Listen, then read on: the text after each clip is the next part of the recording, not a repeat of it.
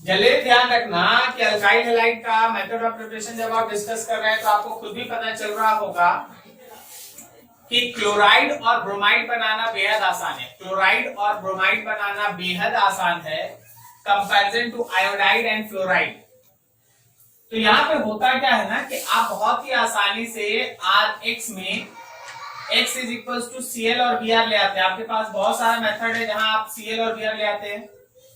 अब आप ध्यान रखिए कि अगर आप इस Rx को रिएक्ट करा देते हैं सोडियम आयोडाइड के साथ in presence of acetone, very important, अगर आप अल्काइल क्लोराइड या ब्रोमाइड को सोडियम आयोडाइड के साथ रिएक्ट करा देते हैं in presence of acetone, then remember that कि X हट जाएगा, उसके जगह पे आयोडीन आ जाएगा और साथ में बनेगा NaX। So alkyl iodide will form. लेकिन वहीं पे अगर आप Rx को रिएक्ट करा देते हैं हैवी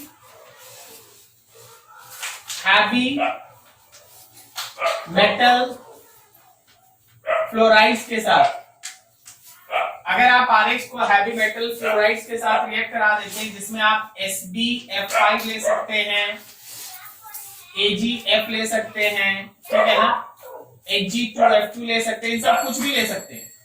तो याद रखना X हट के उसकी जगह पे आ जाता है fluorine, alkyl fluoride. So remember, अगर हम लोग अल्काइल क्लोराइड या ब्रोमाइड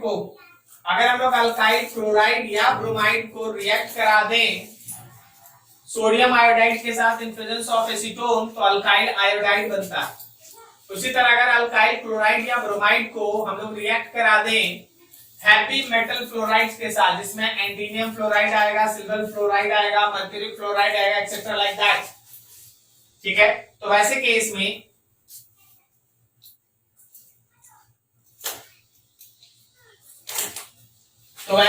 में अल्काइल फ्लोराइड का फॉर्मेशन होता है। ऊपर वाला जो रिएक्शन आपको दिख रहा है this is called Frenkel-stand reaction. ये फ्रेंकल-स्टेन रिएक्शन है। और नीचे वाला जो रिएक्शन दिख रहा है दिस इज कॉल्ड स्वाट रिएक्शन। ये स्वाट रिएक्शन है। तो अगर तुमसे कभी भी आयोडाइड्स, अल्काइल आयोडाइड्स का फॉर्मेशन पूछा गया तो आप कभी भी अल्काइल आयोडाइड के लिए सिंपल आयोडीन का एडिशन कभी नहीं करते। तो आप पहले क्लोराइड और ब्रोमाइड बनाइए और उसके बाद फिर सोडियम आयोडाइड के साथ रिएक्ट करा के इन प्रेजेंस ऑफ एसीटोन आप अल्काइल आयोडाइड बनाएंगे। इसमें हम आपको एसीटोन का रोल प्ले करा बता दें। एसीटोन क्या करता है, acetone have high solubility of NaI but low solubility of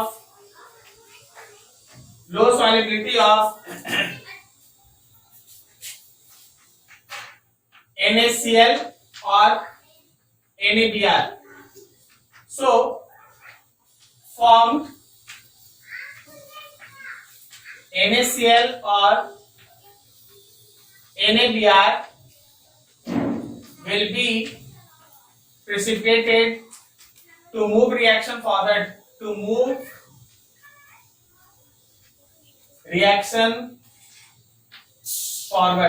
क्या ये लाइन समझ में आया? जो हमारा एसीटोन है उसमें सोडियम आयोडाइड घुला हुआ रहता है। एसीटोन में सोडियम आयोडाइड घुला हुआ रहता है तो Rx जब आप डालते हैं तो Rx उसके साथ रिएक्ट करता है। लेकिन जो रिएक्शन के बाद NaCl या NaBr बनता है वो एसीटोन में बैठ जाता है, नीचे बैठ जाता है। तो अगर प्रोडक्ट जो बन रहा है वो अगर नीचे प्रिसिपिटेट बन जाए तब तो रिएक्शन फॉरवर्ड डायरेक्शन में जाएगा ना, लीच-एटिले प्रिंसिपल। तो NaCl और NaBr का लेस सॉल्युबिलिटी इस रिएक्शन को फॉरवर्ड डायरेक्शन में पुश करने के लिए काफी है और नीचे तो है।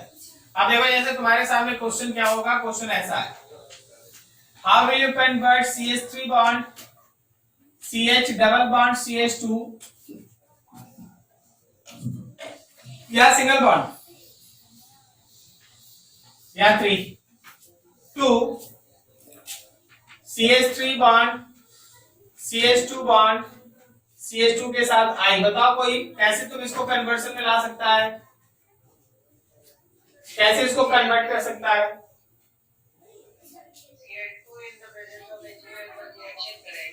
अच्छा बोलते चल, नाम लिखते हैं। Cl2 in presence of HNu एक बार रिएक्शन कराएंगे, क्या बन जाएगा बोलो? CH3 bond CH2 bond CH2Cl, ये गलत हो गया, यहाँ पे आएगा Cl। जब 2 डिग्री और 1 डिग्री है तो 2 डिग्री पे रह जाएगा। क्या करेंगे? HBr कहाँ डालेगा इसमें? सिंगल बॉन्ड है तो अब इसके बाद एल्कोहलिक क्योएच डाल देंगे। जब एल्कोहलिक क्योएच डाल देंगे Cl और H बाहर तो बना CH3 bond CH double bond CH2। अब बोलो क्या करेंगे?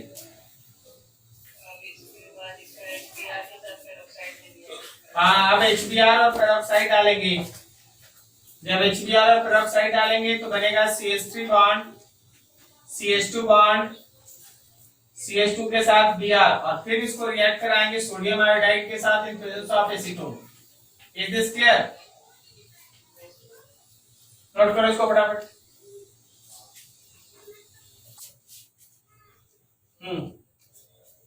नेक्स्ट है for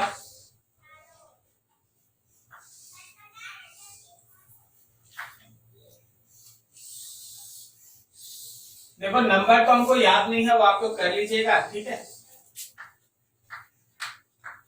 side chain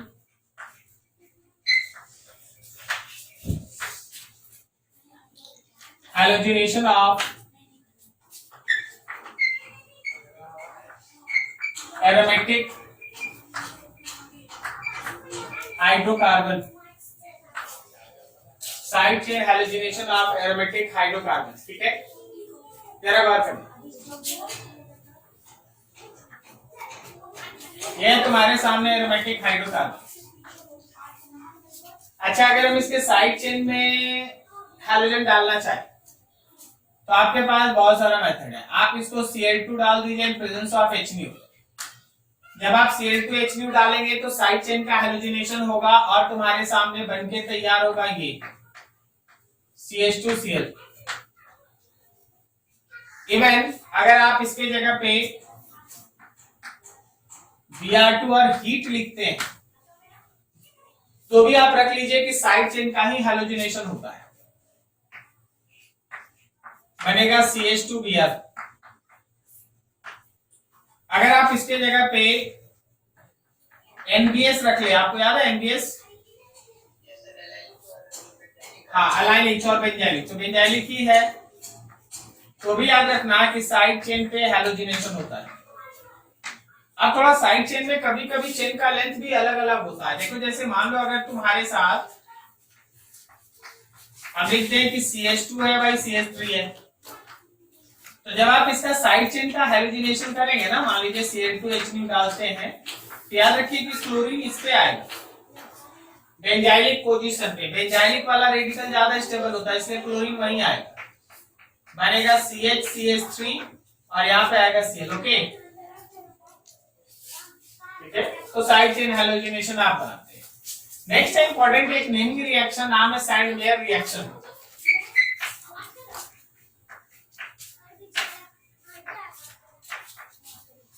Sandmeyer reaction, Sandmeyer reaction का कहना है कि अगर आप लेते हैं benzene diazonium chloride, benzene diazonium chloride आप इसको कहते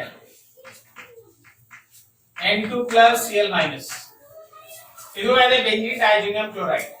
बेंजीन डाइजोनियम क्लोराइड को अगर आप Cu2Cl2 के साथ रिएक्ट करा दें तो ये बनेगा क्लोरोबेंजीन और साथ में N2 गैस रिलीज। इवन अगर आप इसको रिएक्ट करा देते हैं Cu2Br2 के साथ तो याद रखना इट फॉर्म्स ब्रोमोबेंजीन और साथ में N two gas is released. This is Sandmeyer reaction. अगर आप बेंजीन डाइजोनियम क्लोराइड को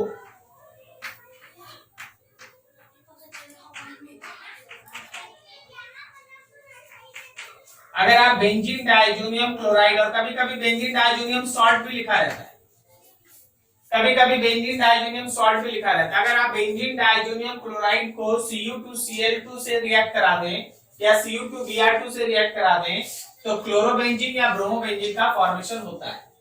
अब कभी कभी आपसे ये भी पूछा जाता है कि how you can prepare that benzene diazonium chloride. तो benzene diazonium chloride prepare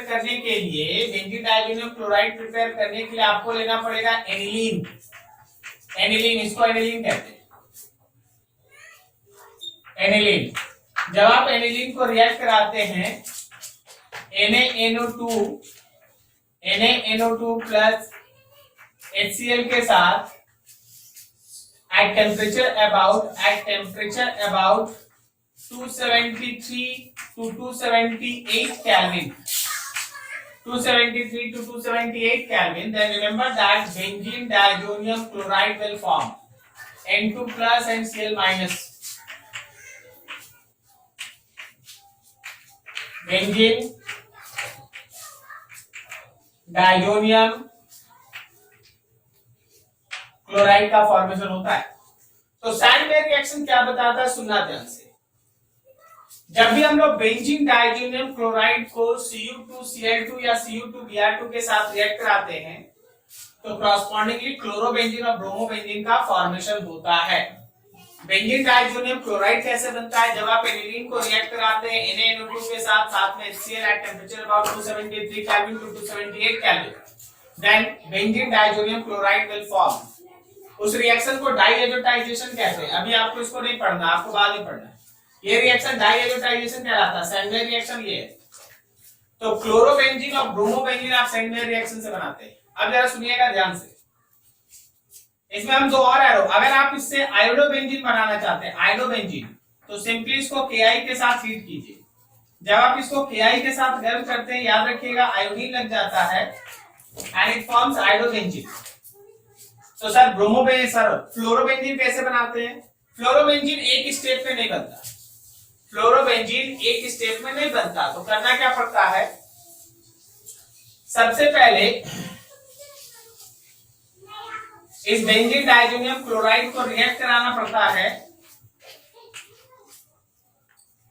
HbF4 के साथ। जब आप इसको HbF4 के साथ रिएक्ट कराते हैं तो N2 प्लस और BF4 माइनस बनता है। जब आप इसको हीट करते हैं तब जाके बनता है fluorobenzene. This reaction is called BALZ-SACHIMAN, Balz Schiemann reaction. नीचे वाला रिएक्शन बाल-सचिमान रिएक्शन कहलाता है। फिर से सुनो, ये सब बहुत इंपॉर्टेंट एस्पेक्ट्स है, ध्यान से। जब कभी भी आप बेंजीन डाइजोनियम क्लोराइड को Cu2Cl2 से रिएक्ट कराएं या Cu2Br2 से रिएक्ट कराएं, क्लोरोबेंजीन और ब्रोमोबेंजीन बन जाए। अगर आपको आयोडोबेंजीन बनाना है तो आप इसको Ki से रिएक्ट कराइए। अगर आपको फ्लोरोबेंजीन बनाना है तो पहले इसको HbF4 से रिएक्ट कराओ, तो Cl हट जाएगा, उसकी जगह BF4 माइनस जाएगा, और फिर अगर आप गर्म कर देंगे तब ये फ्लोरोबेंजीन का फॉर्मेशन करता है। Is this clear? नोट करो, यहां तक हम लिखा देंगे सैंडवेयर रिएक्शन के बारे में, आप नोट करें।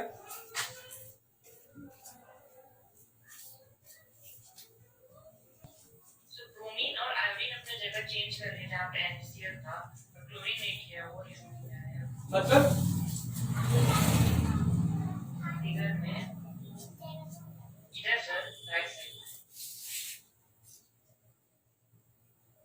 यही ना, क्लोरीन वहीं पे ना। यस सर, और क्लोरीन मतलब जहाँ NaCl था वहाँ क्लोरीन आ गया, लेकिन NaCl नहीं है, N2 प्लस Cl माइनस है।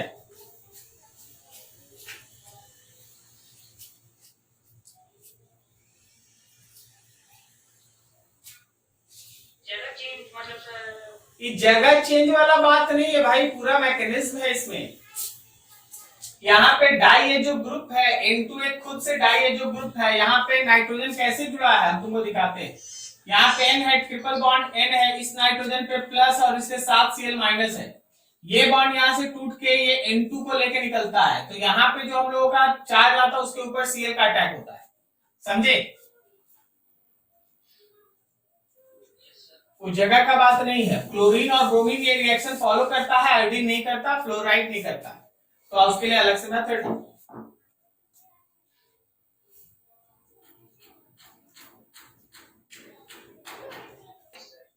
नीचे हुए statement Sandmeyer reaction, Sandmeyer reaction देखो, when benzene diazonium chloride, when benzene diazonium chloride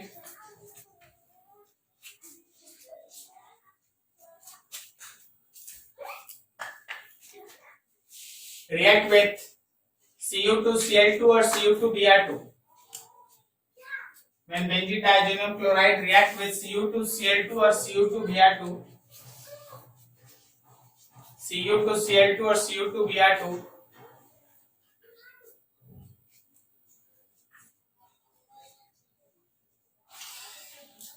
then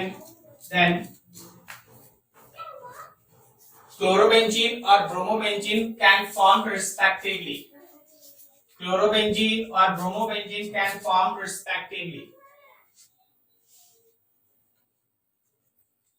Chlorobenzene or bromobenzene can form respectively.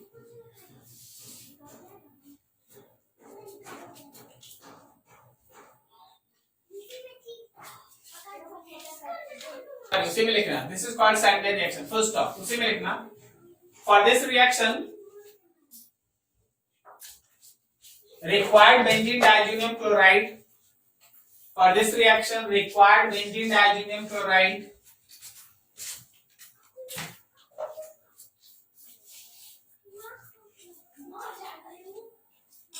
will obtain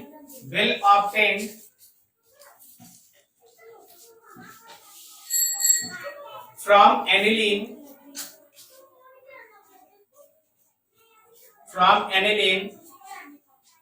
by reaction with NaNO2 and HCl, NaNO2 and HCl at temperature about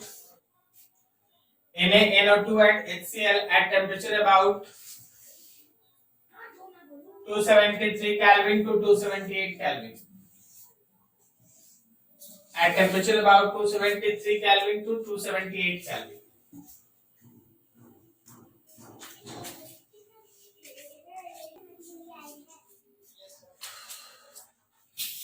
paragraph change करके आगे लिखना। For formation of iodobenzene,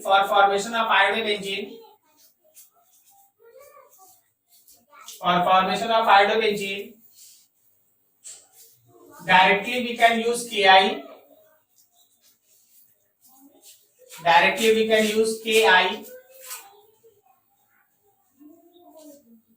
But for preparation of fluorobenzene,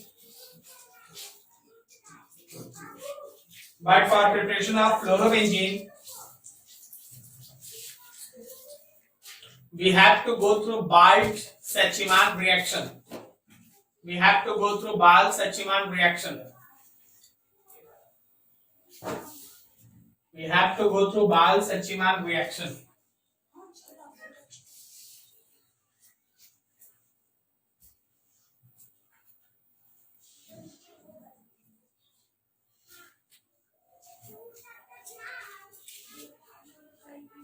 हो गया सभी का? ठीक, तो ये था इसका मेथड्स ऑफ प्रिपरेशन, सारा खत्म।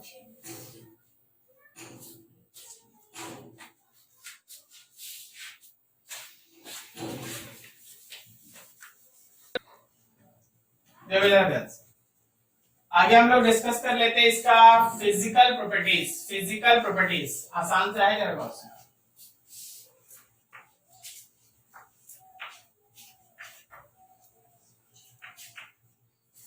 Physical properties. सबसे पहला इसका solubility.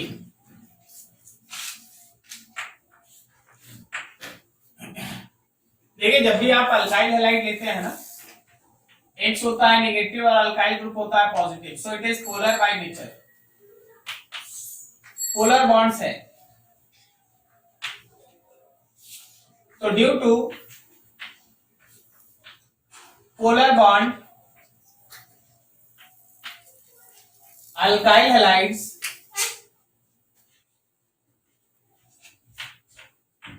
are slightly more soluble in water। किसके कंपैरिजन में? तो कंपेयर टू हाइड्रोकार्बन्स।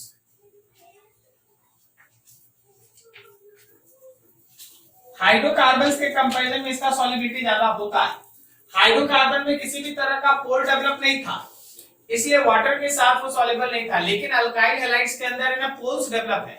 तो पोल डेवलप होने के कारण इवन वाटर के साथ वो हाइड्रोजन बॉन्ड नहीं बना पाए, लेकिन still they can manage to form a kind of bond, polar bond. That's why they are slightly more soluble. अब इसमें देखना solubility decreases, solubility decreases if number of carbon in alkyl group increases। अगर alkyl group में number of carbon बढ़ेगा तो याद रखना solubility का वैल्यू डिक्रीज करेगा। अगर अल्काइल ग्रुप का अंदर कार्बन का नंबर बढ़ेगा तो याद रखना सॉलिबिलिटी डिक्रीज करेगा। तो ये तो था सॉलिबिलिटी। सेकेंड टर्म है बॉइलिंग पॉइंट, और बॉइलिंग पॉइंट में पहले भी बहुत डिस्कशन हो रखा है। याद रखना कि boiling point proportional force of interaction.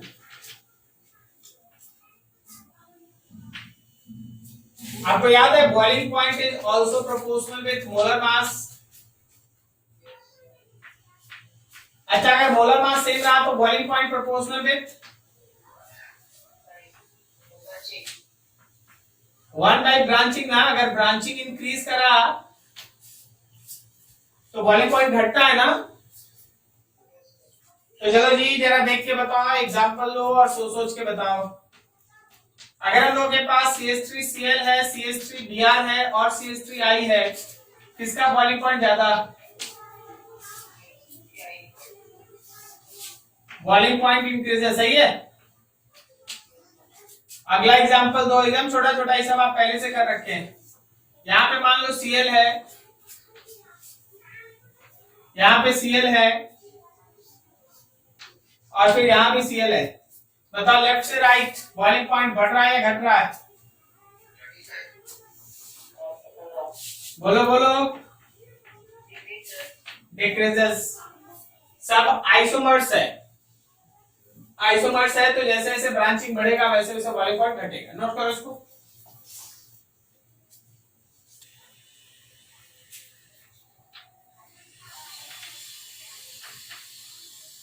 Chemical reactivity सबसे पहला है, इट फॉलोज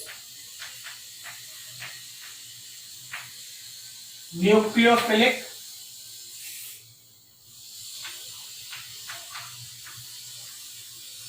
सब्स्टिट्यूशन रिएक्शन।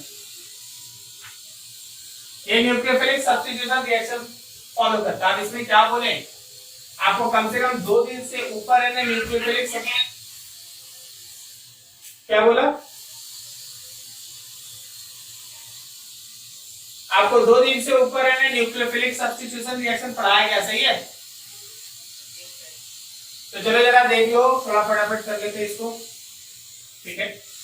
अगर हम लोगों के पास R बॉन्ड X है तो इसके साथ कोई न्यूक्लियोफाइल का अटैक होता है, X जो है वो अपना पेयर ऑफ इलेक्ट्रॉन लेके हट जाता है और फिर R के साथ न्यूक्लियोफाइल आता है और X अलग। इसमें हम लोग 2 इंपॉर्टेंट मैकेनिज्म को फॉलो करते हैं, SN1 और SN2।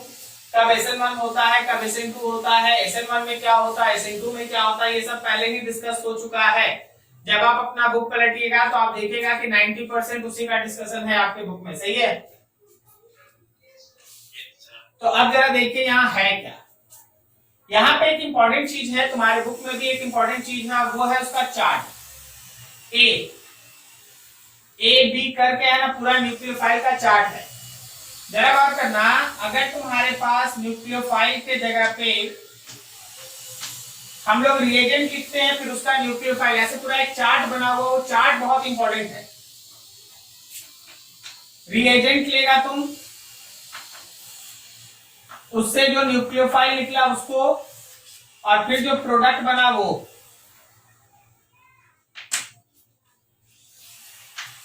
अगर तुम रिएजेंट लेता है NaOH या फिर रिएजेंट लेता है KOH, वो भी कैसा, तो एक्वस। NaOH या KOH याद रखना, न्यूक्लियोफाइल के तौर पे OH- और OH- आता है, और आपका प्रोडक्ट होता है ROH और ROH, कहने का मतलब अल्कोहल। क्या सही है? ठीक। अभी देखो, अगर हम लोग इसके अलावा यहाँ पर यूज करें, यहाँ पे अगर हम लोग यूज करते हैं RO- Na+, तो तुम्हारा न्यूक्लियोफाइल होता है RO-, और तुम्हारे पास प्रोडक्ट होता है R बॉन्ड OR। क्या ये ईथर है? अल्कोहल, अगला ईथर। अगर आप इसके जगह पे यूज करें NaI, सोडियम आयोडाइड, तो I-, और बनेगा R bond I, alkyl iodide.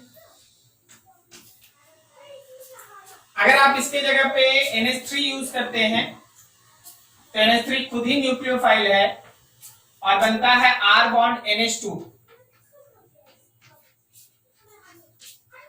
Alkyl amine. अगर आप NH3 के जगह पे R बॉन्ड NH2 लेते हैं, तो ये पूरा का पूरा खुद न्यूक्लियोफाइल ही है, लेकिन इसका पेयर ऑफ इलेक्ट्रॉन डोनेट करता है, ओके। और फिर यहां बनता है R बॉन्ड, एक N के साथ एक H रह जाएगा और एक R और लगेगा। दिस इज सब्स्टिट्यूटेड एमाइन, थोड़ा और आगे बढ़ो।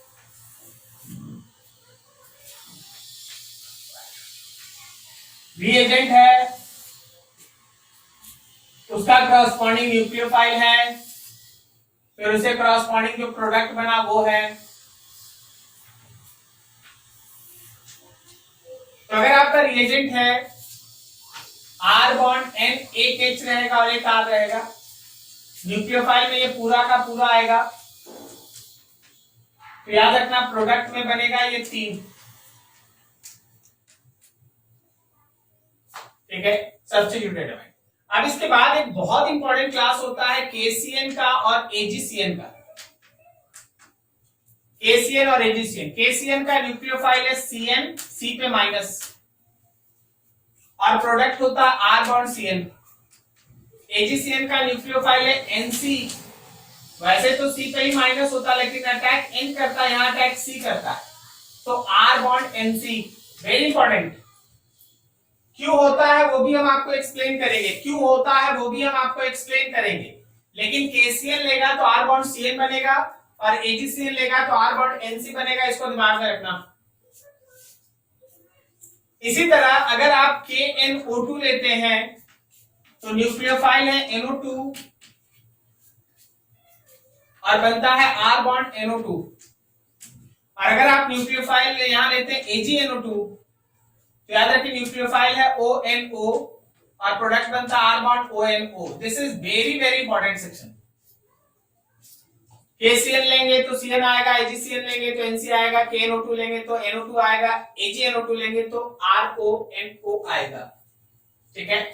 आगे देखो, अगर हम लोग इसकी जगह पे RCOO- Ag ले लें, silver salt of fatty acid, तो इसका न्यूक्लियोफाइल है RCOO- और प्रोडक्ट में बनता है ester, R bond O bond C double bond O bond R, Easter.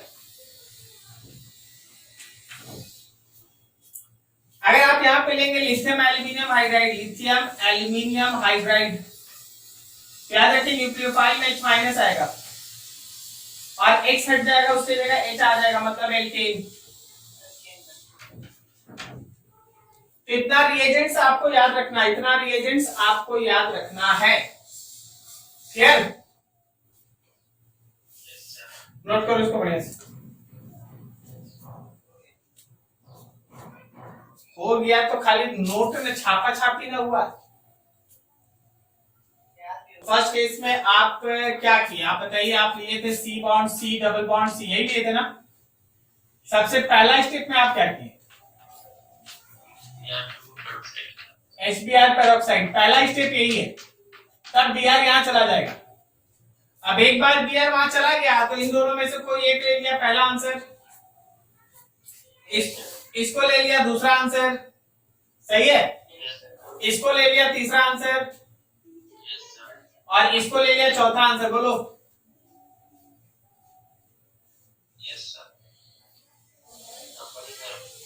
हाँ,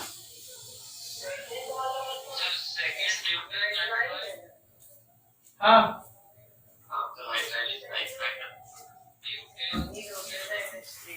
तो ब्यूटेन के बाद तुम लोग नाइट्राइल लगाएगा, मतलब 5 कार्बन लाएगा।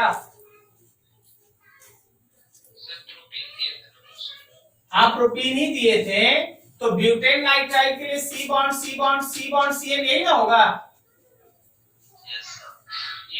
यही है ना ब्यूटेन नाइट्राइल, कि पहले है C bond C bond C bond C और तब है नाइट्राइल। ये है कि ये है नाइट्राइल। नाइट्राइल कहाँ देंगे, नाइट्राइल कहाँ है?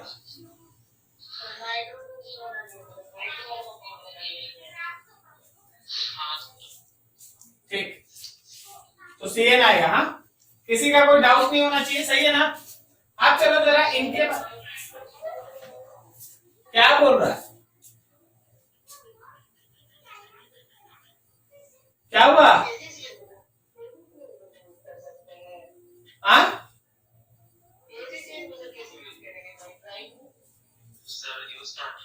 पागल हो। अरे हम बोले कि अब इसको पढ़ते हैं, अब हम बोले कि अब हम लोग इसको पढ़ते हैं कि क्यों CN आता है, क्यों NC आता है। क्या कर रहे हो मंग बाबू?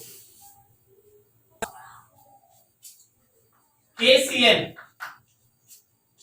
और हम लोग के पास है AgCN। KCN जो है वो मोर आयनिक है। KCN मोर आयनिक होने की वजह से ये तुरंत K प्लस और CN माइनस में ब्रेक कर जाता है, लेकिन AgCN लेस आयनिक है। लेस आयनिक होने की वजह से AgCN बहुत आसानी से CN माइनस फर्निश नहीं करता। KCN बहुत आसानी से CN माइनस दे देता है, बल्कि AgCN बहुत आसानी से CN माइनस नहीं देता। तो ऐसे केस में होता क्या है कि जब KCN का अटैक हम लोग R बॉन्ड X पे कराते हैं तो CN माइनस फ्री होने की वजह से C साइड से अटैक करता है। KCN का जब हम लोग RX के ऊपर अटैक कराते हैं तो CN माइनस फ्री होने की वजह से बहुत आसानी से C का अटैक होता है। लेकिन AgCN में मॉलिक्यूल का पार्ट फ्री नहीं है, तो नाइट्रोजन को अपना पेयर ऑफ इलेक्ट्रॉन डोनेट करना पड़ता है। नाइट्रोजन को अपना पेयर ऑफ इलेक्ट्रॉन डोनेट करना पड़ता है। इस वजह से AgCN में नाइट्रोजन बॉन्ड बनाता है और KCN में कार्बन बॉन्ड बनाता है। समझा? नीचे लिखो, नीचे लिखो, पैराग्राफ चेंज करके या कहीं स्टार मार्क देके लिख लेना। In case of KCN and AgCN, in case of KCN and AgCN, comma, KCN is more ionic. KCN is more ionic, so it can easily gives. So it can easily gives CN minus देना carbon पे, CN minus which can attack on alkyl group through carbon side, which can attack on alkyl group through carbon side,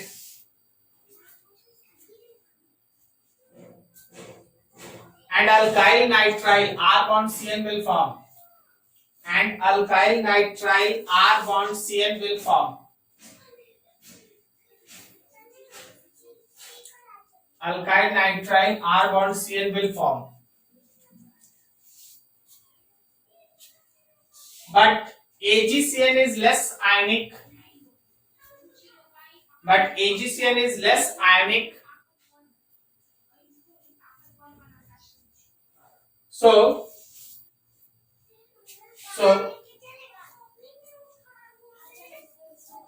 it does not give CN minus for attack. It does not give CN minus. It does not give free CN minus. It does not give free CN minus to attack. So attack will take place. So attack will take place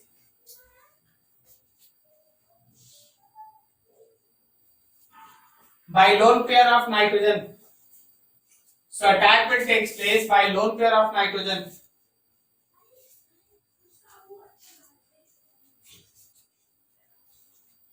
Due to this R bond NC, due to this R bond NC, bracket में लिखना alkyl isocyanide, R bond NC alkyl isocyanide will form.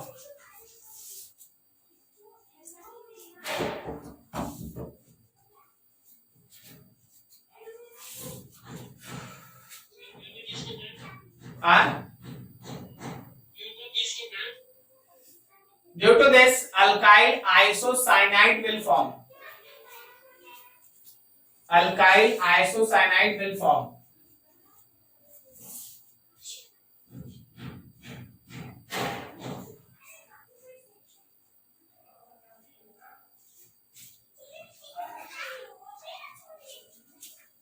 Similarly जरा इसको देख लीजिए, K plus होता है, O minus NO होता है. अब होता क्या है कि जब ये सॉल्यूशन में आप डालते हैं तो K प्लस अलग हो जाता है और O माइनस NO में ऑक्सीजन फ्री है और ऑक्सीजन अटैक करता है. और जब आप Ag लेते हैं तो Ag plus O minus NO ये फ्री नहीं होता, ये फ्री नहीं होता. जब ये फ्री नहीं होता तो अटैक नाइट्रोजन के साइड से होता है और NO2 जाके जुड़ता है. समझे क्या? समझा? ये वाला ज्यादा पोलर है तो ये वाला आयन अलग हो जाता है तो ऑक्सीजन के थ्रू अटैक होता है, और ये कम पोलर है तो ये अलग नहीं होता तो नाइट्रोजन के थ्रू अटैक होता है. ठीक है? अरे बोल भाई, समझा या नहीं?